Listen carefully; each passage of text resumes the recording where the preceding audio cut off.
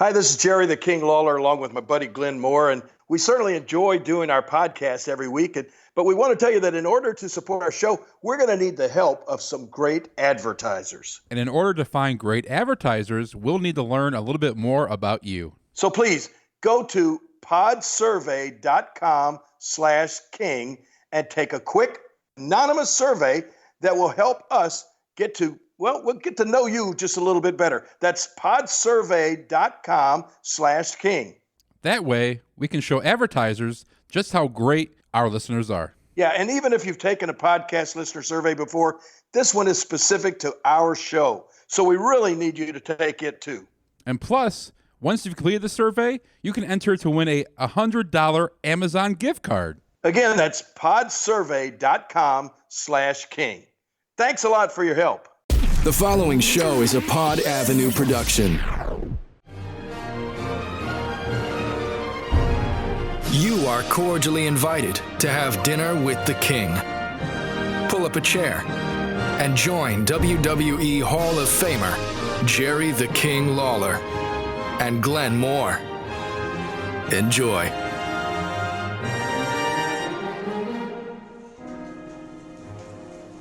Hey, before Jerry walks into the restaurant here in Memphis, Tennessee, I'm going to let you know you guys can subscribe to our official YouTube channel, Dinner with the King on YouTube.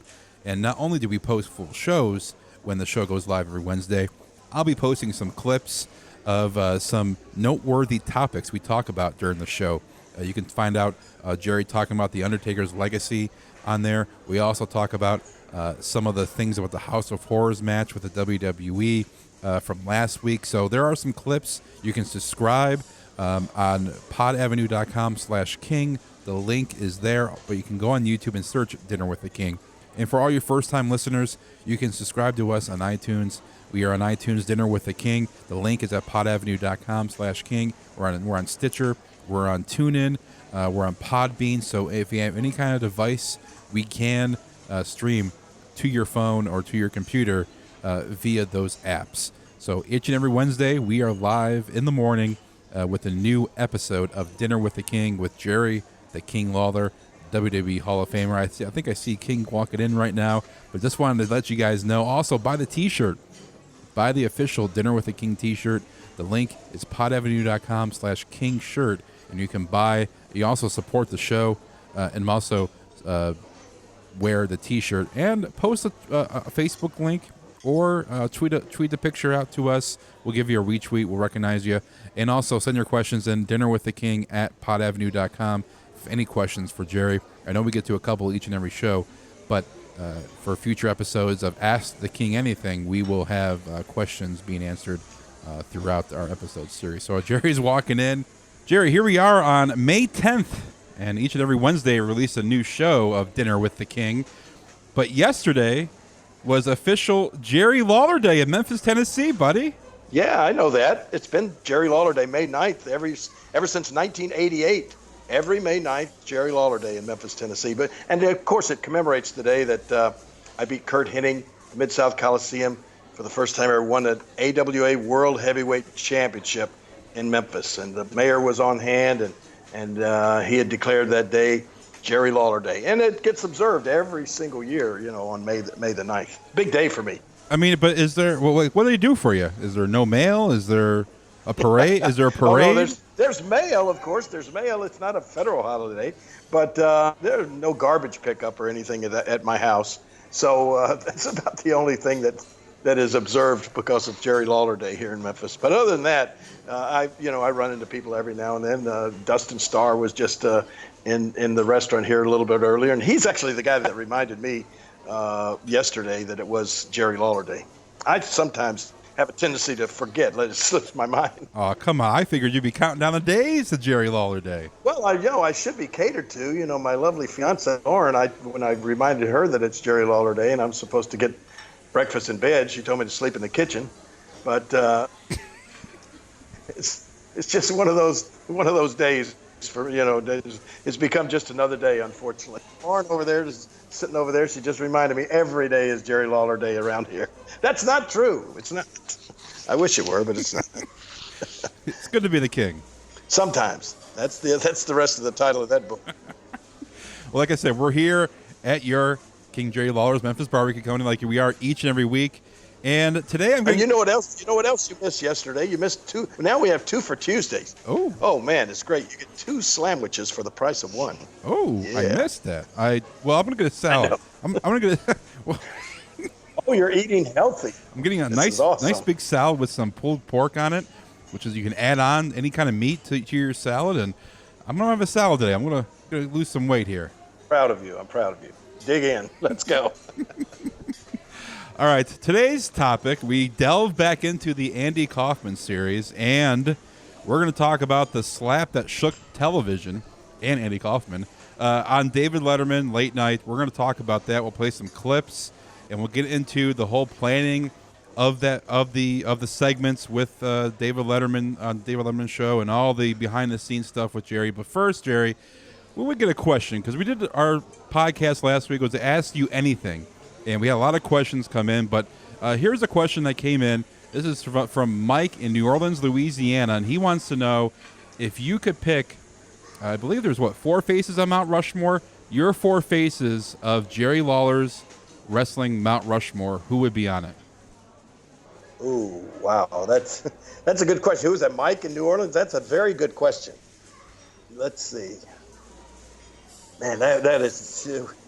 If I had to pick who was going to be on there, I would certainly want to be on there, but I couldn't. I don't think, in all good conscience, I could put myself on there. It's 4 faces. Who's on Mount Rushmore? Roosevelt, George Washington, Abraham Lincoln, and Thomas Jefferson. I believe so. There you go. A little history lesson here. Boy, this podcast just. It's like a public service. But, so could I add one more? Or I know. I guess I got. No, you're the king. You can do whatever you want. You can add one more. So you have 5. Okay. Here's gonna be my 5 faces of the wrestling Mount Rushmore. Andre the Giant. All right. Ric Flair. Woo. Hulk Hogan. Okay. Steve Austin, and The Rock. Ooh, that's a good choice. You went a little, Andre, obviously, a little bit back then. But you got Stone Cold, you got The Rock, Hogan, transcended the 80s and 90s to 2000s. So I was going to think you'd have some more old school guys on there. Those are all old school guys. What do you mean? Well, I mean, to people, old to fans school that are watching wrestling today, to fans that are in the WWE universe today, every one of those are old school guys, and some of them, I mean, in the case of Andre, really old school. Yeah, well, Andre's really old school, but yeah, that's quite the Mount Rushmore. I don't know, like with me, my Mount Rushmore would be Hogan, Austin, Rock, and obviously you, cause I for many reasons, not because you're my buddy. Just because you're getting paid to do this podcast. I mean, and I get free food. Why else would I be on? But no, I mean, everybody has a reason to be on the Mount Rushmore. Obviously, Hogan, with him and what he's done, The Rock and Austin for their battles, but respectively on their own path. And with yourself, we talking about the entertainment, bridging that with Andy Kaufman, and dude. And like I said, I can stroke your ego all podcast if I wanted to, Jerry. And you don't have to do that, Glenn. But no, those would be my 5. And if I had to come a little more into the the modern era, I would add John Cena to it. I mean, those are just these are guys that the faces. That's what Mount Rushmore is all about. The faces of the presidency. And I think these guys are all. When you think of the WWE and wrestling, these guys are the faces. They were the most famous faces, I think, in the history of the business. Right, and some people might think, well, they weren't the best wrestlers, quote unquote, but they are the faces of wrestling. When you think of professional wrestling, even people who don't watch wrestling. Those names are very familiar with people, even outside the genre. Yeah. So, I mean, you don't have to agree with me. I'm sure everybody has their Mount Rushmore of wrestling, but that would be And now I got it all the way up to 6. Pretty soon we'll have to name an entire mountain range. We'll have face going all over the place there. Why wouldn't Vince be on there? Ooh, that's a good question. I mean, I know he's not. Well, I mean, you're right, but I was just looking at wrestlers. But yeah, if you were just looking at names and people that were instrumental and important to wrestling, he would have to be on there. Well, he's a former WWE champion. Yeah. He's an ECW champion. Yeah, that's true. A Royal Rumble winner. I mean, he has some good credentials in the ring. I know, but no, I think Vince obviously I think deserves his own mountain. Yeah, he would be. Let's see, what would he be? Mount Rushmore? No, not Mount Rushmore. What's the real tall one? Mount Everest. Yeah, that's it. Thanks. He would be Mount Everest, I believe. Everybody's learning so much on this podcast this week. Some people might think of him more as Mount Vesuvius. Isn't that the volcano that erupts every now and then? I think so. I can't confirm or deny that. My geography isn't very good. All right, let's get into the main topic. That was it? One question? That's all we had? One question? Well, I figured the Letterman piece is going to go. Try to keep these podcasts Right. And plus, was Jerry Lawler Day yesterday? I'm sure you're a busy man this week. You got to get this in there. I'm still in demand. You're right. Actually, we have this coming Saturday night at our Jerry Lawler's Hall of Fame Bar and Grill down on Beale Street in Memphis. We're having our annual Memphis Wrestling Hall of Fame induction ceremony at our bar and grill. I'm going to be on hand. We're going to have superstar Bill Dundee there. Mouth of the South Jimmy Hart's going to be there. Coco Beware's going to be there. Jim Cornette's going to be there. Jerry Calhoun is going to be there. Just like a who's who of our Memphis wrestling. We're going to have a little Hall of Fame induction ceremony, and it's going to be a lot of fun. That's going to be this Saturday night. So anybody listening to that, you're cordially invited to come by. It's at 159 Beale Street. It's going to start about 7 o'clock, and it'll be a great time. Make sure you don't let Kenny Bolin in. The food will be gone. Kenny Bolin. Yeah. But you know what? Everywhere Cornette goes, Kenny Bolin goes too. Because Jim Cornette is going to have Kenny Bolin's lips surgically removed from his rear end one of these days. Oh, geez. All right. Anything else you want to plug before we get into Letterman? Let's see. Of course, speaking of my, we're going to have to do one of these episodes from down on Beale Street. This is Memphis in May. That's another big deal going on. We just last weekend we had the Memphis in May Music Festival, and it was hundreds of thousands of people downtown on Riverside Drive down there, and this next weekend is the big Memphis Barbecue Festival, Memphis in May Barbecue Festival. So there'll be another 100,000 people swarming into Memphis downtown and having a great time. So if you're in town for the anytime Memphis in May, come see us down here at our club on Beale Street. All right, let's get into our main topic for this episode. Is that the slap that shook television as Jerry Lawler, Andy Kaufman on David Letterman. This is back in 1982 in the midst of your feud with Andy Kaufman. I know you talked about this a lot on different podcasts, including Y2J's and Stone Cold's podcast in depth. But we're going to get your take for your own podcast. And we are going to play some clips of of when you're going back and forth, because this is just terrific, just you and Kaufman. The chemistry between you guys was incredible. Let me ask you this. Do you have written down there in front? I see some notes there. Do you have the actual date that this took place on Letterman? July 29th, 1982. There you go. Yeah. See, I'm just checking. I did my research. Checking, I did my research. You didn't remember May 9th. I didn't know if you remember July 29th.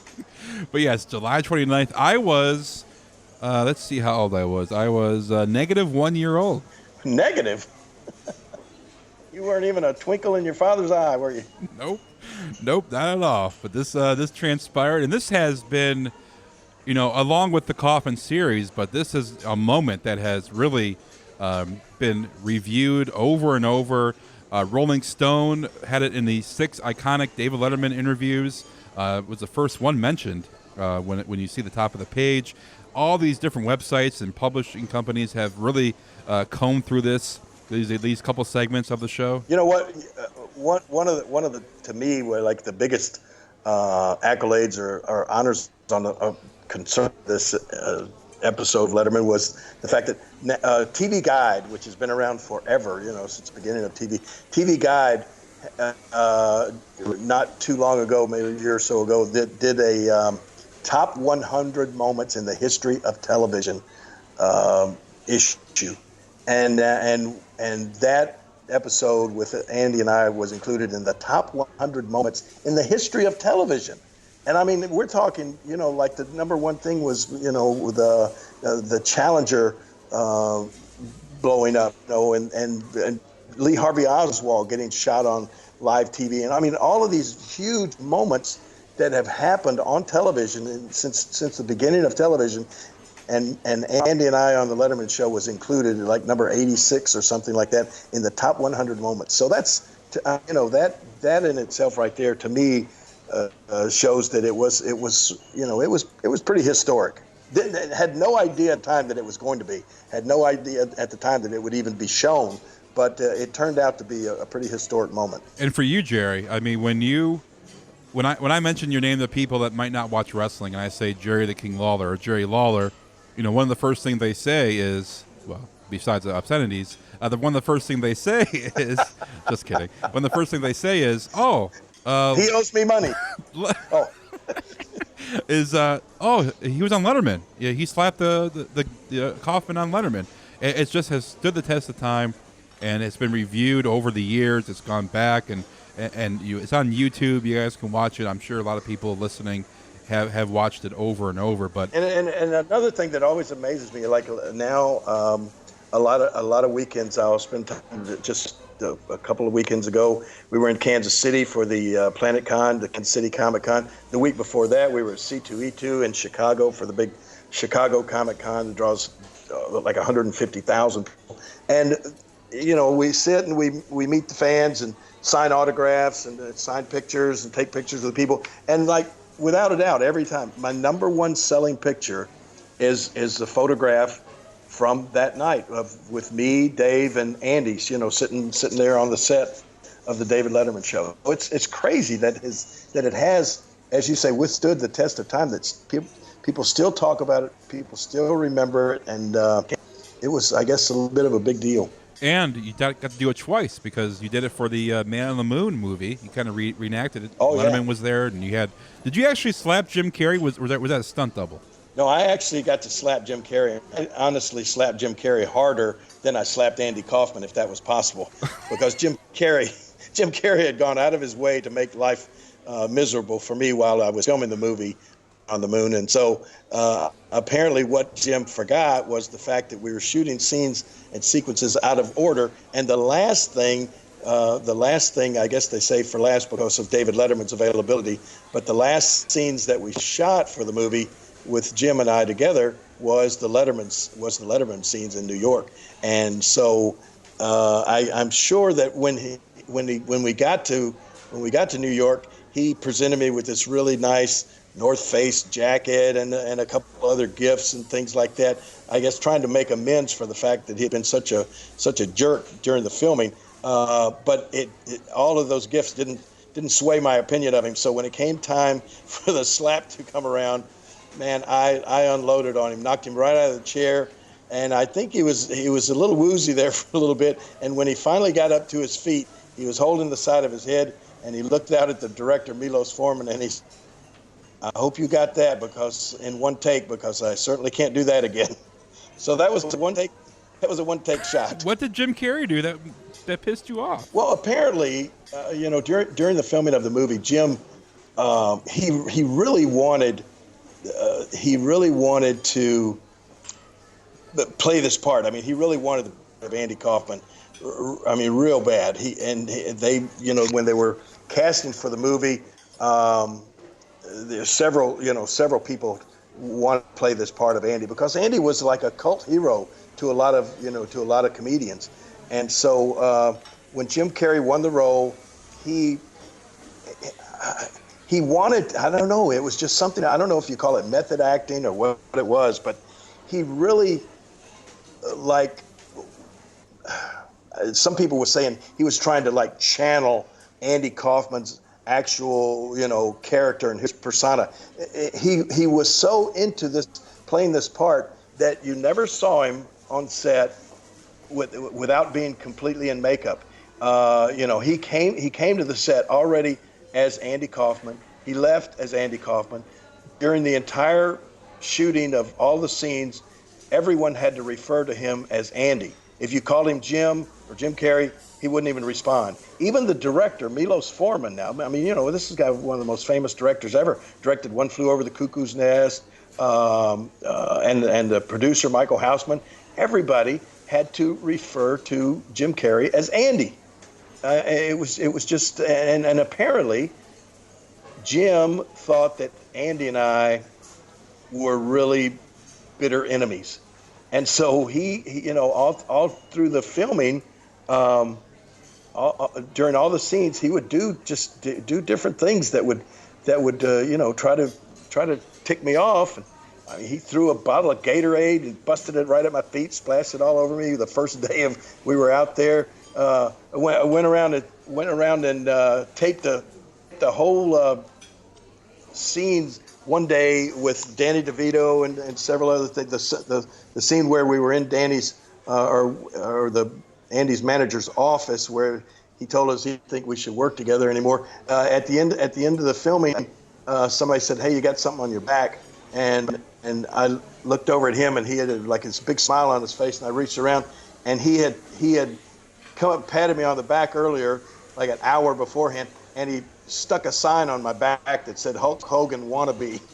And I was wearing this thing around during the whole filming of that scene. Didn't realize it. So he just, he was, at one time he threw eggs at me as we were walking down like the sidewalk. He was already inside the building where we were going to shoot a scene, and all of a sudden these eggs started breaking at our feet. And I look up, and here's Jim Carrey, like up on the third floor, leaning out the window, throwing raw eggs down at me, trying to hit me with eggs. So he just did a lot of things. He went so far to the point where I finally went to Milos Forman, and I said, "Has this guy even read the script?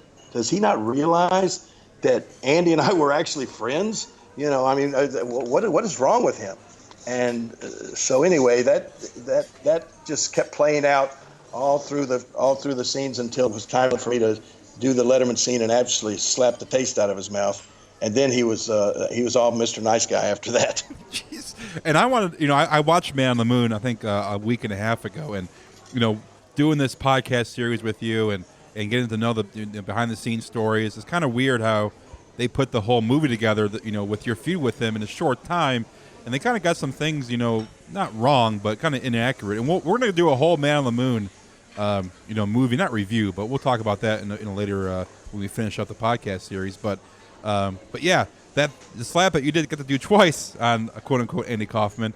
But I want to know is when you got the call from Andy about being on Letterman, what was your initial reaction? Oh my gosh! I mean, it was like I was thrilled. I mean, that was like I said, in 1982. This was before cable television. This was when all the wrestling was regionalized. I mean, everybody was divided up into territories, and the only national exposure that wrestling could get was through the magazines, the wrestling magazines that were printed and done in New York, but then they were distributed, in all kind of stores and magazines, shops, and things all over the country. So as far as national publicity, that was the only way wrestlers could get themselves known all over the country at that time, was through the magazines. Now all of a sudden I hear going to be on a network television show, NBC network television show, Late Night with David Letterman, and that's going to be seen all over the country. This was like the thrill of my life. This is a dream come true. Something just didn't happen to anybody at that time. So I jumped at the chance to be on there. And like I said, Andy was actually the guy that called me up and said, it just, I guess Andy had been on with Letterman several times, and Letterman said later on that Andy was one of his top 3 guests. I mean, because you just knew that you never knew what to expect from Andy, but you knew it was going to be something entertaining and something really funny. So so Andy and Dave had worked together many times. So I guess it was not that big a deal for Andy. He just called me up and, like a matter of factly, said, "Hey, you want to come to New York and be on the David Letterman show?" And so I said, "Yeah, of course." And he said, "Well, I'm gonna give them your number, and they'll contact you, and you and I get to go on there and talk about our match down in Memphis." So that's what happened. I get the call from the Letterman people. They flew me to New York, and of course, the Letterman show.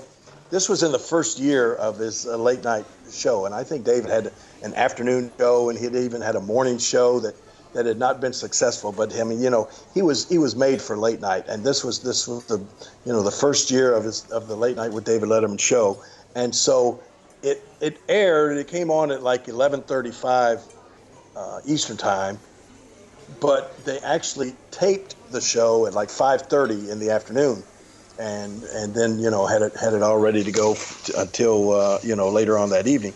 So they flew me to New York. I met with they sent word to me that I was going to meet at about 1 o'clock in the afternoon with the segment producer, the guy named Robert Morton, who was later on became the producer of the main producer and director of the Late Night with David Letterman, was with Letterman for 20-something years. But anyway, at that time he was just he was just a segment coordinator or whatever. So I get there, and he explains to me that Andy was hesitant to. Andy had told them, he said, "I can't even be in the same room with this Lawler guy." He said, "I can't even stand to be around him. So you just with him first, and then I'll meet with you guys after you're finished with Lawler, and you tell us what you want us to do."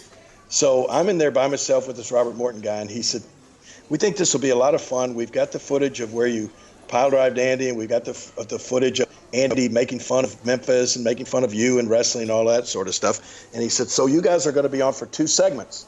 And he said, "During the first segment, we'll have you and Andy out there, and Dave will show the clips of Andy making fun of the all of the Memphis people and that sort of thing, and just making everybody despise him." And he said, "Then Dave will show the clips of you pile driving Andy. And in the first segment, we'd like for you guys to be a little bit antagonistic towards each other." He said, "Not too much, but just a little bit antagonistic." And he said, "Then Dave will kind of calm things down and take a break. And then when we come back in the second segment, we want Andy to apologize to you for making fun of Memphis and making fun of wrestling and making fun of you and women." And I said, "And then you apologize to Andy for pile driving, hurting his neck." And he said, "Then Andy will get up and sing, 'What the world needs now is love, sweet love.'" And I'm just sitting there listening to that, and I'm thinking, wow, okay, well, that's going to be funny. That'll be cool. And so that was the plans. And I said, "Okay, fine."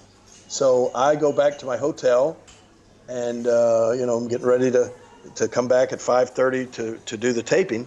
And about 3 o'clock, my phone rings at the hotel, and it was Andy. And so he says, "Well, did you meet with Robert Morton?" And I said, "Yeah." And he said, "Yeah, I did too." He said, Did they tell you what they want us to do?" And I said, "Yeah, show the clips, and then you apologize to me, I'll apologize to you, and then you're going to sing 'What the world needs now is love, sweet love.'" And he said, "Well, what do you think?" And I said, "Well," and here selfishly I'm thinking, once we go on TV and kiss and make up, Sandy sings a song about love, I mean, that's going to be pretty much the end of our feud down in Memphis, because everybody's going to see this, And so, we were still in the process of bringing Andy back week after week after week down in Memphis, and we were having more matches against each other, and he had a bounty out on me to see if he could, bring in a wrestler that could pile drive me and break my neck and all this sort of stuff to get revenge for what I'd done to him. And so I told Andy, I said, "Well, it sounds like it's going to be funny, but that'll be it for you and I as far as being able to come down to Memphis and work any more matches. And he just sat there on the phone and he said, yeah, you're right. And he just sat there another few seconds, and then I'll never forget the way he worded it. He said, wonder what would happen if you just hauled off and slugged me. And I said, oh, Andy. And I mean, I hadn't even, nothing like that had even crossed my mind. And not on network television. That's just unheard of. And, I said, oh, Andy. I said, I don't think we can do that. I said, first of all, we're taping this thing. If I haul off and slug you, they're not going to show that. And I said, second of all, I'll get arrested. And I said, I got to be back in Memphis day after tomorrow. I can't be going to jail up here in New York or anything. And he said, yeah, you're probably right. But wouldn't that be cool? And that is the way it was left between Andy and I. I didn't see Andy again until we actually walked out on stage together. I didn't see him in the green room. He was adamant about when he got there to do the taping of the show, he couldn't be anywhere around me. He was just carrying it. He was just that was the great thing about Andy. I mean, he would go to extremes with whatever he was doing to make it believable. So he told everybody he couldn't even be close to me until we went out on the set, and that's what happened. Hi there. Thank you very much. Welcome back to the program, and a fine program it is indeed, folks. Let's get on with it, shall we? On April 5th, 1982, in Memphis, Tennessee, Andy Kaufman, the actor, comedian, and intergender wrestling champion, had his first wrestling match with a member of his own sex. The opponent was a very serious wrestling favorite named Jerry Lawler. Sitting back there in the green room, there's a bunch of other people, there are other guests that are going to be on the show. And so, next thing you know, Dave introduces me. And tonight, for the first time on network television, they meet face to face. Here are Andy Kaufman and Jerry Lawler. I go out, I sit down in the chair, and he's got two chairs there. And then he introduces Andy. Here comes Andy out. He got the big cheers from the audience, and he's wearing the neck brace still, months and months after the match that we had down at the Coliseum. And so Andy comes out and sits down, and we start the segment, and Dave's all in control and everything, and he shows the clips of Andy making fun of all the women and harassing me, and then he comes back, and Andy's being the lovable Latka character, and he says, I was just having fun. I was playing bad guy wrestler is all, and so we had a few comments back and forth. And do you still need that neck brace on there? Yes. Yeah. I do. Are you in a lot of pain? Well, I'm not in nearly as much pain as I was, and it's healing, but it's still enough to wear the brace. One of those kind of nagging, lingering injuries that... I don't know what you call it, but I just have to wear the brace. Now, and then Dave showed the clips of me pile driving Andy, and it looked vicious, and right then the studio audience sort of turned on me. They were like, it was all of a sudden they became like a wrestling audience. They just came back. They were booing me and cheering Andy, during the segment, and then so we got a little bit antagonistic, like they said, sort of, and I finally found out why they wanted us to be antagonistic.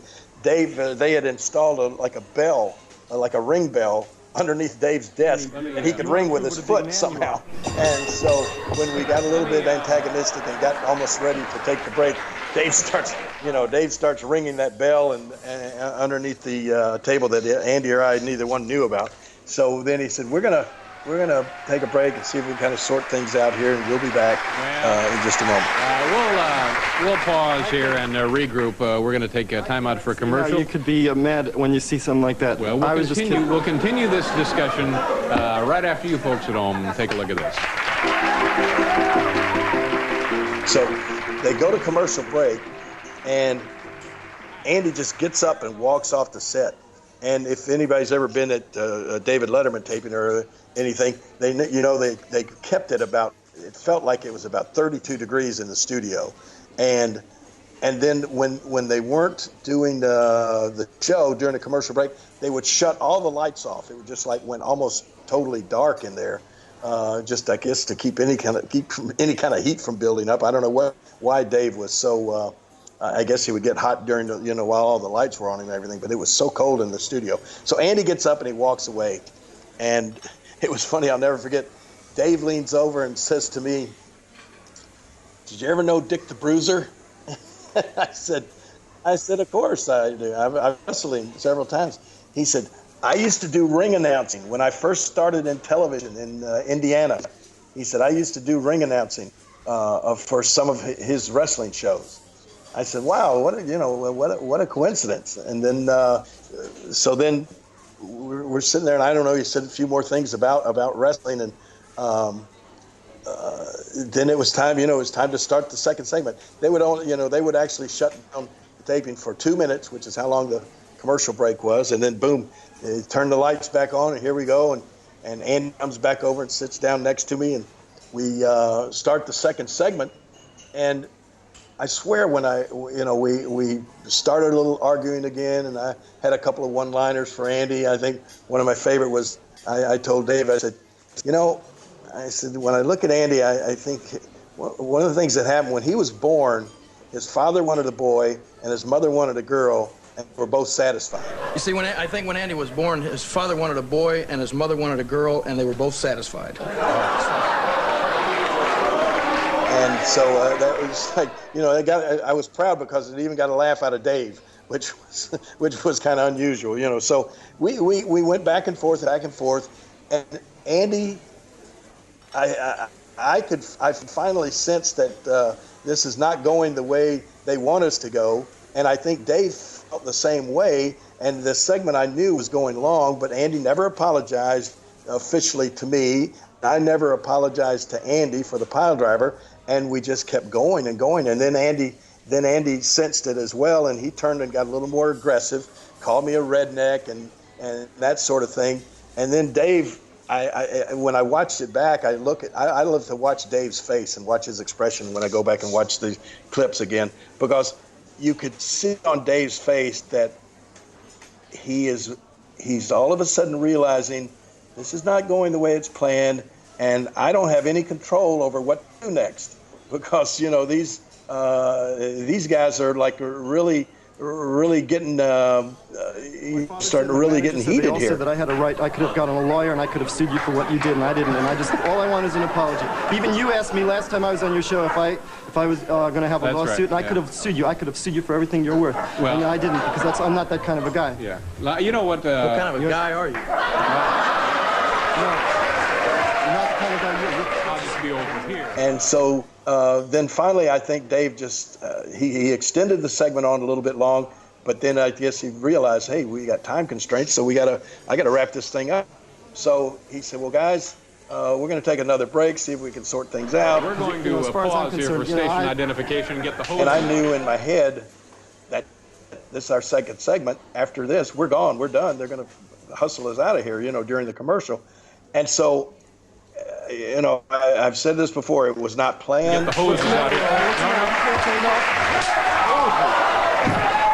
I guess it was that suggestion that Andy had said earlier on the phone. But when I watch it back, it's like an out-of-body experience. It's like I'm watching somebody else. I don't even remember what I was thinking at the time. But I just watched myself stand up. I looked Andy right in the eyes to just kind of see if I could let him know what was coming. And man, just looked at me, and I just hauled off and slapped the crap out of him. I mean, as hard as I could hit him. And once again, when I watch it back, I love to watch the expression on Dave's face, and it was almost as if he squinched his face up like and went, ooh, and I realized that and then from that point on, Dave couldn't even look at us. He just staring straight ahead. And I think he was just thinking, I've lost complete control. And I saw where he said later on in an Esquire magazine article that was the first time he felt he was not in control of his show, and that he had lost complete control. And in reality he had. But I slapped Andy. He's laying on the floor. start screaming. The security guard comes in and grabs me. Of course, Paul Schaefer and them had already started playing the music on the out, and that's why I stood up. I knew we were on our way out, so that's why I stood up, slapped Andy. Security guard comes in, grabs me by the arm, and hustles me back to the green room again. And I could still hear all commotion going on out. I could hear Andy yelling. I could hear some women. It sounded like women were screaming or crying or something. It sounded like an assassination or something had just taken place out there, And it was like there was pandemonium for like 15 minutes. I'm sitting back there in the green room, and then finally it kind of quieted down, and I didn't know whether to expect the police to come in and handcuff me or what to happen next, because I knew Andy, and I knew Andy, was never going to say, oh, that this, we're friends and this is a setup. I mean, if the police had come, Andy would have said, I want him arrested. I know he will. But anyway, the commotion sort of died down after 15 minutes. And I'm sitting in the green room, and then suddenly door kind of creaks open just a little bit, and I see a young intern that was working there at NBC. And he kind of peeks his head, and I think he thought, man, this guy's, there's a complete nut in this room that just became the first person to ever strike another guest on a talk show. And I always say, I think Jerry Springer might have been sitting in the audience of that night and said, hey, this might be a good idea. But anyway, so this little intern sticks his head in and says, Mr. Letterman wants to know if you would like to come back out and sort of wrap things up. And when he said that, I thought immediately in my head, holy mackerel, maybe they're going to show the slap. And so I said, sure, I'll do whatever, So I go back out, I walk back out on the set, and Andy's off over on the side, still holding the side of his head, and he's walking back and forth and talking to people. And I sit back, as I walk back out on the set, all of a sudden it was a complete wrestling crowd. Now, the whole crowd, the whole studio audience, like 750 people, start booing me. And so when I sat down, Dave said, Andy, are you going to come back in here? And Andy said, I'll never forget, he said, no, if I come in there, I'll say words you can't say on television. And so we started the segment, and Dave said, well, like Jerry Lawler's here, and Andy Kaufman's here, and some nights I wish Tom Snyder were still here, which was he used to host late night before Dave took over the show. I am sick and tired. Hi there, and welcome back to the show, ladies and gentlemen. As you can tell, Andy Kaufman is here, sort of, and Jerry Lawler is also here, and there's some nights I wish Tom were here, but that's not the case. We come back on, and this is the part that I think really put the whole thing over the top, because Dave knew Andy, and anybody that knew Andy in person, in real life, knew that Andy was not. He was really a shy. He was a quiet guy. He was very respectful. He was not a kind of guy that you would ever hear say a curse word or swear or anything like that. And suddenly, Andy comes in as we come back on the air, and he lets loose with this tirade, this stream of obscenities, cursing me, calling me every kind of name you can think of. And then of course he said then all of a sudden he stops in mid-sentence and he says, I'm sorry to use those words on television. For all my fans out there, I'm sorry, but you, Lawler, you're an effing a-hole, and he just goes off again, and there he goes with all these scrants and rage. To use those words on television, I apologize to all my fans. I'm sorry, but you're a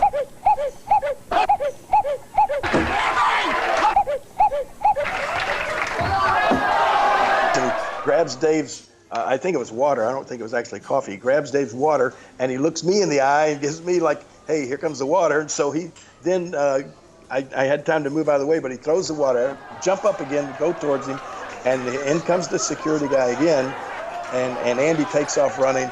And this time when the security guy gets me, he says, come on. And so, I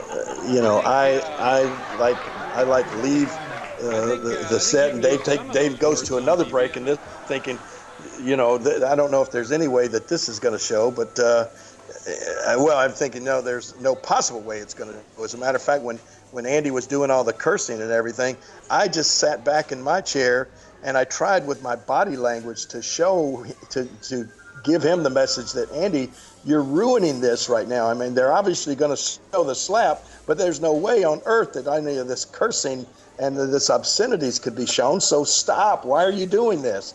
And but you know, he just continued right on, and then when the security guard took me straight out to the elevator after that, and we get on the elevator, and he said, Mr. Lawler, I just want to get you out of Rockefeller Center.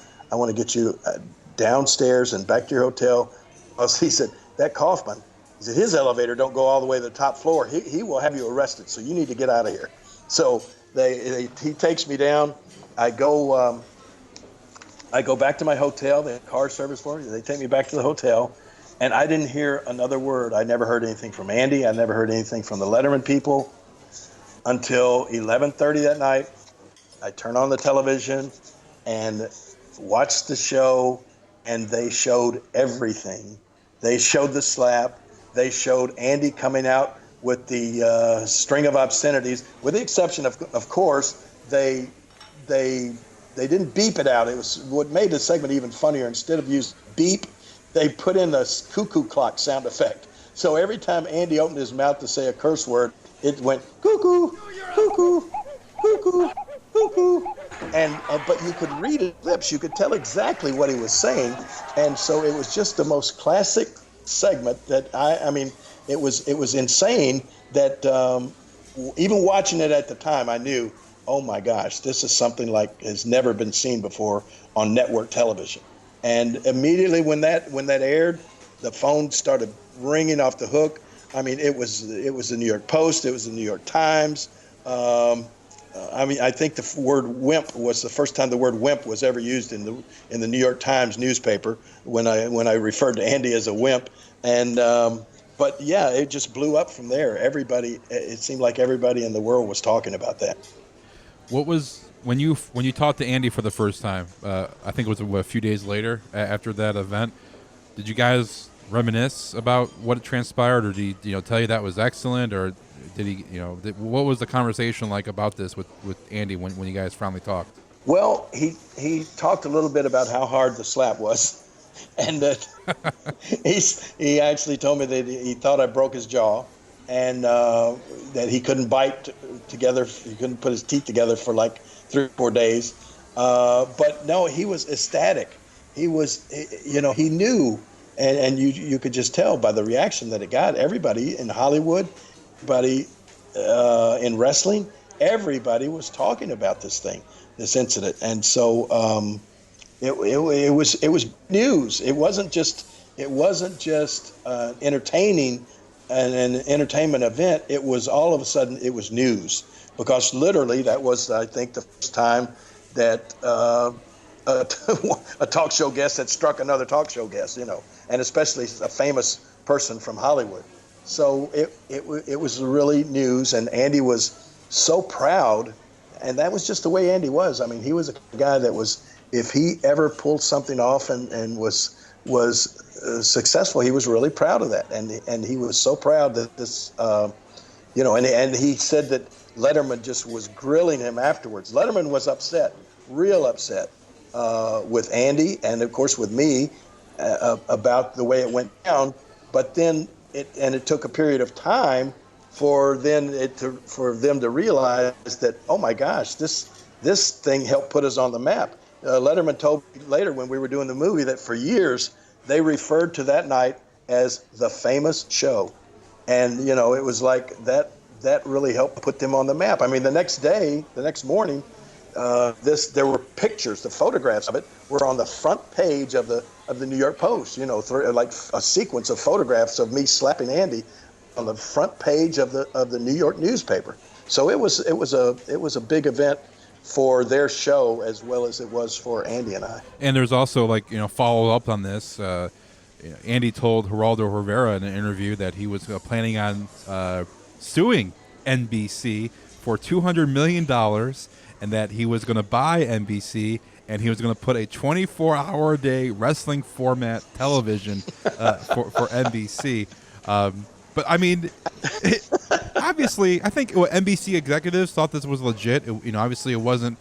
When were they notified? Did you know about NBC finally knowing that this was all set up, quote unquote set up, that you guys are putting a storyline together, or were they kind of biting this? No. I mean, actually, NBC was never, or any of the officials at NBC, or even David Letterman, nobody was ever told anything other than what transpired on the show. I mean, there was nobody ever came to him. I did read later on in a magazine article that Dave said that Andy came to him later, like a year later, and told him that that it was sort of set up. But in reality, and honestly, I'm not calling Dave a liar or anything. I mean, I have so much respect for him.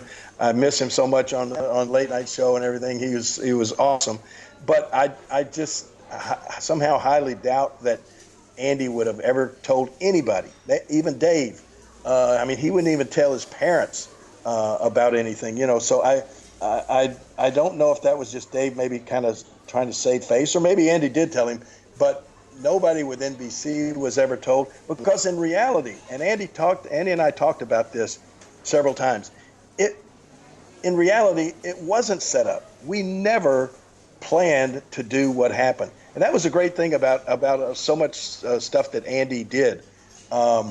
It was just like almost like improv. I mean, that's what Andy loved to do in Hollywood. He loved to go to the improv and just, do stuff off the cuff. And that whole sequence, that whole 2 segments, just sort of evolved, and it just happened. And that's the way, that was the beauty of it. So it was hard to say, even though we were, we were friends in essence, but we didn't go there knowing that I was going to slap him. And either one of us knew that was going to happen when we started taping the show. Now, I know Andy, passed away a few years later after this, this moment on television. So, but the effect of this, like I said, it's been covered many times over and over. But what do you think this moment on television done for your career, even after that, for the past 34 years? I wouldn't say ask you if you would be where you are and having the career you did because of this moment, but certainly it didn't hurt you at all, this moment on television, for your career? Oh no. I think it's easy to say that. I think I would not. There's no doubt I wouldn't have had the career that I had if this had not been a part of my career.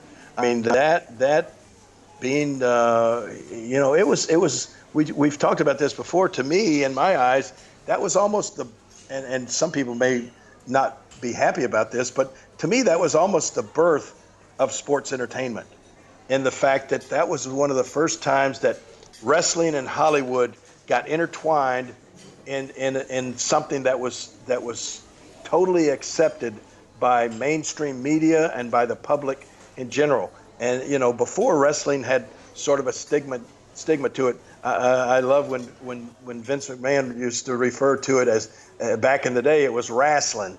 And it was, it just didn't have the respect that the entertainment part of it added to it. And I like to think that, Andy, being one of the top stars on the top television show at the time, Taxi, getting involved with wrestling, getting us on the Letterman show, doing something that got worldwide attention on entertainment and on wrestling.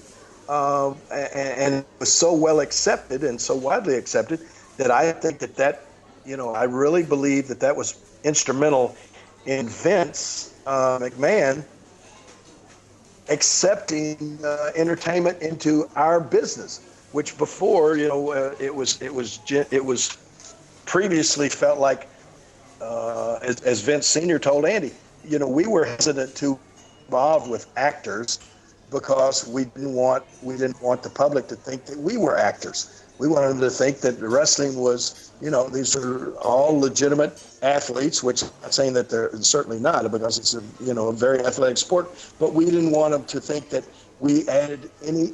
We wanted them to think that the wrestling was entertainment enough, that you didn't add anything else to it to make it any more entertaining. But I think that involving Andy opened the eyes to not just Mr. McMahon, but to everybody that involving entertainers and entertainment from Hollywood can be a very good thing. And so, that I think the floodgates opened after that. Cyndi Lauper had, Captain Lou Albano in her movie video or in her music video all over MTV. The next thing you know, Mr. T's at WrestleMania.